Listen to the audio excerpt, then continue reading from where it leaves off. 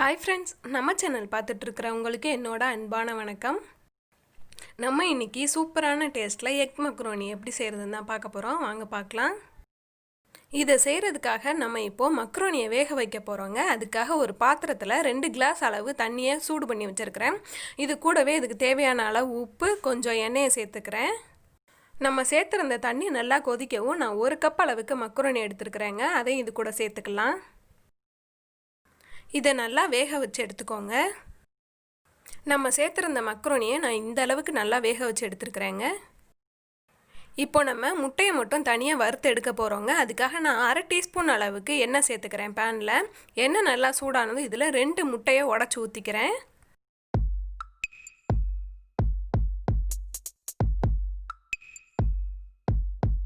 இந்த மாதிரி நம்ம தனியாக வறுத்து எடுக்கும் போது முட்டையோட பச்சை வாசனை இல்லாமல் இருக்குங்க. அதுக்காக தான் இப்படி எடுக்கிறோம்.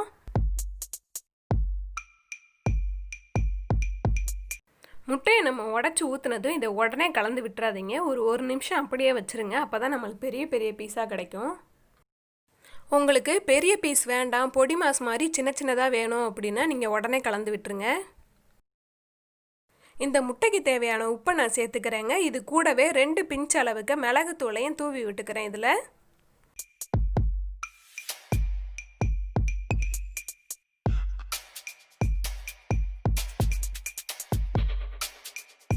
நம்ம உப்பு மிளகுத்தூள் சேர்த்ததுக்கப்புறம் இதை கலந்து விட்டுக்கலாம். முட்டை நல்லா வெந்ததும் இதை வேறு பவுலுக்கு மாற்றி எடுத்துக்கலாம். இப்போ ஒரு பேனில் 1 டேபிள் ஸ்பூன் அளவுக்கு எண்ணெய் ஊற்றிருக்கிறேங்க. இதில் 1 டீஸ்பூன் அளவுக்கு சோம்பு, ஒரே ஒரு காஞ்ச மிளகாயை கிள்ளி சேர்த்துக்கிறேன்.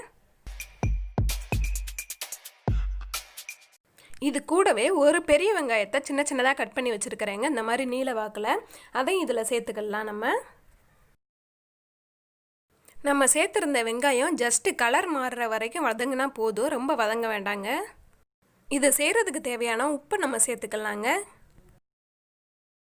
இஞ்சி பூண்டு பேஸ்ட்டு நான் சேர்க்கலைங்க, நீங்கள் விருப்பப்பட்டால் சேர்த்துக்கோங்க. இதில் இப்போ நான் 1/2 டீஸ்பூன் அளவுக்கு கரம் மசாலா, 1 டீஸ்பூன் அளவுக்கு தனியாத்தூள், 1 டீஸ்பூன் அளவுக்கு மிளகாத்தூள் சேர்த்துக்கிறேன். இது கூடவே நான் ஒரு சின்ன சைஸ் குடமிளகாயை கட் பண்ணி வச்சுருக்கிறேங்க. அதை இதுக்குள்ளே சேர்த்து நல்லா கலந்து விட்டுக்கலாம்.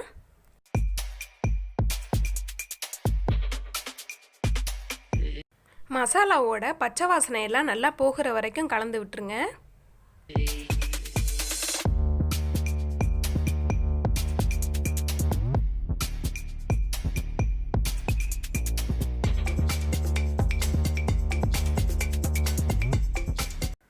இதில் நான் 2 தக்காளி பழத்தை பேஸ்ட்டாக அரைச்சி வச்சுருக்கிறேங்க. அதை இது கூட சேர்த்துக்கலாம்.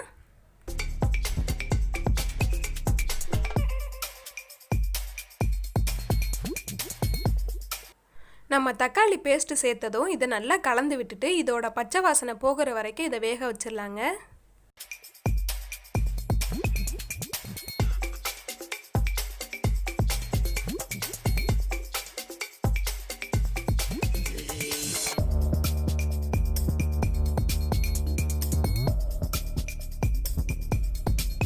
நம்ம சேர்த்துருந்த தக்காளி பேஸ்ட்டு நல்லா பச்சை வாசனையெல்லாம் போக வதங்கி வந்துருச்சுங்க.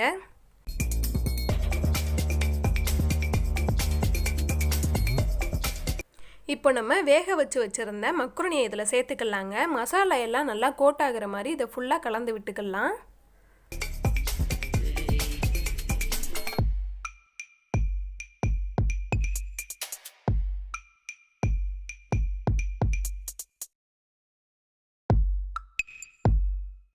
பாருங்கள், இது நல்லா கலந்து விட்டுட்டேன். இது ஒரு 2 நிமிஷம் அப்படியே வேகட்டும்.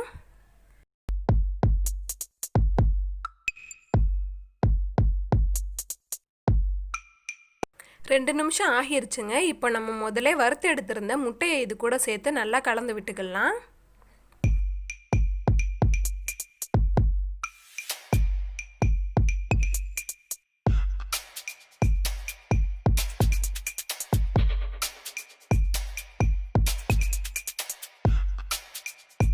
நம்ம சேர்த்திருந்த முட்டையை நல்லா கலந்து விட்டுட்டு இதை 1 நிமிஷத்துக்கு அப்படியே வச்சிருங்க.